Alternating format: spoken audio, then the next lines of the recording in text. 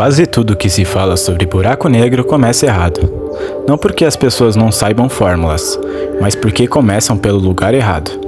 Elas começam pelo objetivo final, pelo mistério e pelo limite, mas a ciência nunca começa pelo fim. Um buraco negro não é um fenômeno isolado, nenhuma anomalia do universo. Ele é uma consequência inevitável quando leis simples são elevadas ao extremo. Gravidade, energia, estrutura da matéria, nada além disso. Se eu quiser entender um buraco negro, eu não preciso imaginar algo exótico.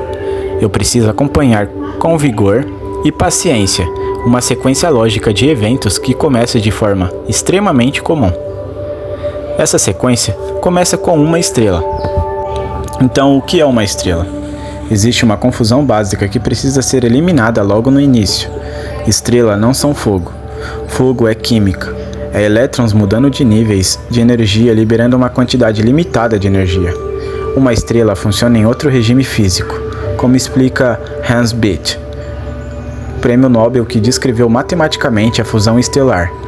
Uma estrela é sustentada por reações nucleares que acontecem no núcleo dos átomos. Isso muda completamente a escala do problema.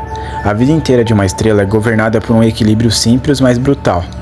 A gravidade tentando fazer a estrela colapsar e a energia da fusão nuclear tentando expandi-la. Enquanto essas duas forças se equilibram, a estrela existe. Quando o equilíbrio quebra, a história muda radicalmente. O nascimento de uma estrela. Toda estrela nasce em uma nuvem molecular.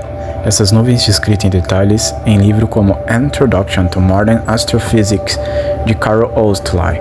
São regiões frias, compostas principalmente de hidrogênio e hélio.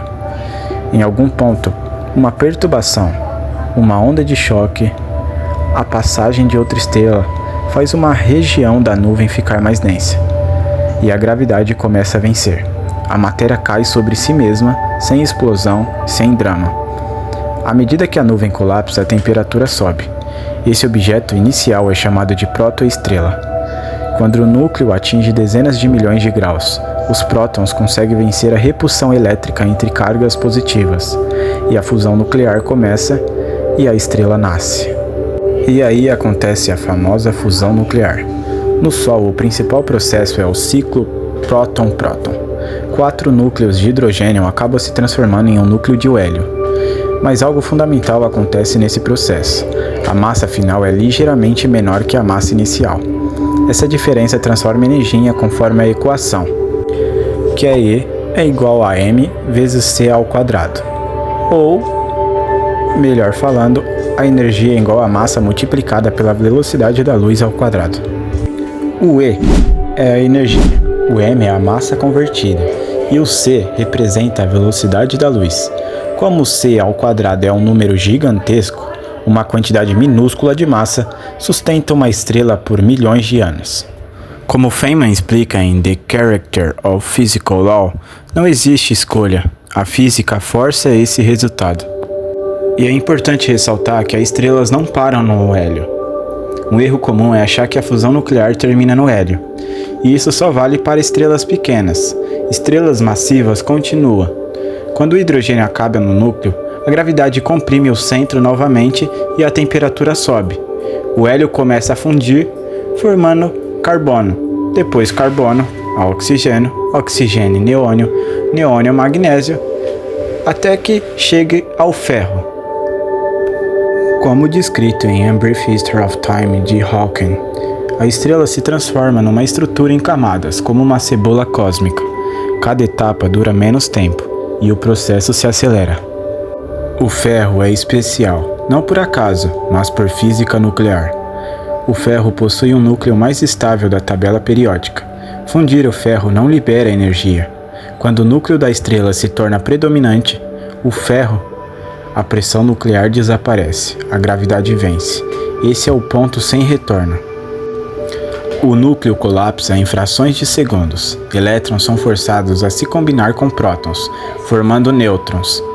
O colapso gera uma onda de choque que explode as camadas externas da estrela. Essa explosão espalha os elementos pesados pelo universo, como Carl Sagan escreveu em Cosmos. Somos feitos de matéria estelar reciclada. Mas isso é importante ressaltar que isso tem uma grande diferença, e a diferença é causada pela massa da estrela. Se a massa restante for pequena, a pressão dos nêutrons sustenta o colapso, e forma-se uma estrela de nêutron. Mas se a massa ultrapassar um limite crítico, nem mesmo os nêutrons conseguem resistir. A matéria continua colapsando e aí nasce um buraco negro. Schwarzschild mostrou que existe um raio crítico. Nessa fórmula, R sub S é igual a C ao quadrado dividido por 2gm. Ou, melhor dizendo, o raio de Schwarzschild é igual à velocidade da luz ao quadrado, dividida por 2 vezes a constante gravitacional vezes a massa. Onde o G é a constante gravitacional, o M é a massa e o C é a velocidade da luz. Se toda a massa estiver dentro desse raio, a velocidade de escape supera a da luz e forma-se o horizonte de eventos. Nada escapa, nem mesmo a luz. E tudo isso é descrito por uma equação de Einstein, por uma equação central da física moderna. E nessa fórmula, G⁻⁻ é igual a 8πg dividido por c à quarta vezes t⁻⁻. Ou melhor falando, o tensor de Einstein G⁻⁻ é igual a 8π vezes a constante gravitacional dividido pela velocidade da luz, a quarta potência multiplicado pelo tensor energia-momento t⁻⁻. E ela diz algo simples e profundo. O tensor t⁻⁻ descreve como a matéria e a energia estão distribuídas no universo, enquanto o tensor g⁻⁻ descreve como o espaço-tempo se curva em resposta disso. E aqui entra a parte mais assustadora sobre os buracos negros, a singularidade. Chegamos na parte mais assustadora sobre os buracos negros, a singularidade. No centro existe a singularidade. Densidade tende ao infinito, volume tende a zero. Aqui nossas teorias falham. Relatividade geral e mecânica quântica entram em conflito. Como Hawking escreveu, é aqui que sabemos que nosso conhecimento não está completo. Ele está incompleto. Isso não é fracasso, é honestidade científica. A singularidade é uma coisa muito assustadora, mas também ela é uma das coisas mais incríveis que a ciência já encontrou. Quando dizemos que singularidade tem densidade infinita, isso não é uma figura de linguagem. Densidade é massa dividido por volume. Na singularidade, a massa permanece finita e o volume tende a zero. Matematicamente, qualquer coisa dividida por zero é infinito. Mas o ponto importante é este: volume zero não é um objeto físico, é um conceito limite. Ou seja, a singularidade não é um ponto superdenso, ela é o lugar onde a própria ideia de espaço deixa de fazer sentido. Hawking e Ellis deixam isso claro em The Large Scale Structure of Space-Time. A singularidade não é um lugar dentro do espaço, é onde o espaço acaba. O tempo deixa de funcionar como tempo. Fora do buraco negro, você pode ir para frente, para trás e para os lados. Dentro do horizonte de eventos, isto muda. O tempo passa a se comportar como uma direção espacial. Isso significa algo radical.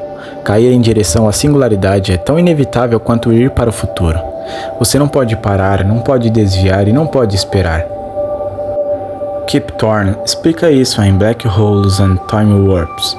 A singularidade está no seu futuro e não no seu centro. Esse conceito já quebra a intuição humana.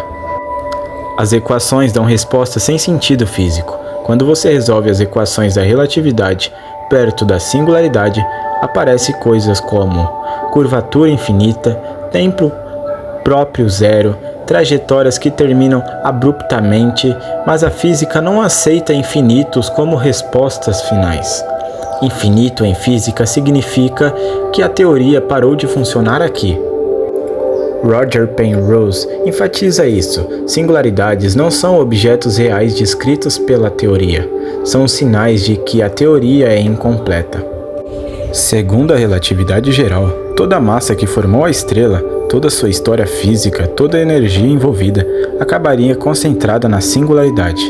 Mas a mecânica quântica proíbe isso.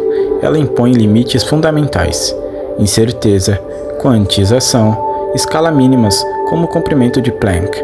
Ou seja, a relatividade permite colapso total. A mecânica quântica proíbe. A singularidade É o ponto onde as duas teorias mais bem-sucedidas da história entram em contradição direta, e isso é extraordinário. Nada que observamos diretamente pode nos dizer o que ela é. A singularidade está sempre escondida pelo horizonte de eventos. Isso significa que nenhuma informação sai, nenhum sinal chega e nenhum experimento direto é possível. Tudo o que sabemos sobre ela vem indiretamente pelas equações. E isso leva à famosa frase de Hawking: a singularidade é onde nossa ignorância se torna inevitável. E ela pode nem existir do jeito que pensamos. Muitos físicos acreditam que a singularidade não é real, é mais um artefato matemático. Possibilidades discutidas em livros e artigos sérios. A gravidade quântica evita o colapso total. O núcleo vira algo como uma estrela de Planck, ou que o espaço-tempo muda de fase, ou o buraco negro se conecta a outras regiões do universo. Bom, nenhuma dessas ideias é comprovada, mas o simples fato de elas existirem mostra algo importante. A singularidade força a ciência a evoluir. A singularidade não é estranha porque é misteriosa. Ela é estranha porque marca o ponto exato onde nossas melhores ideias deixam de funcionar. No fim, buracos negros não nos assustam porque são escuros.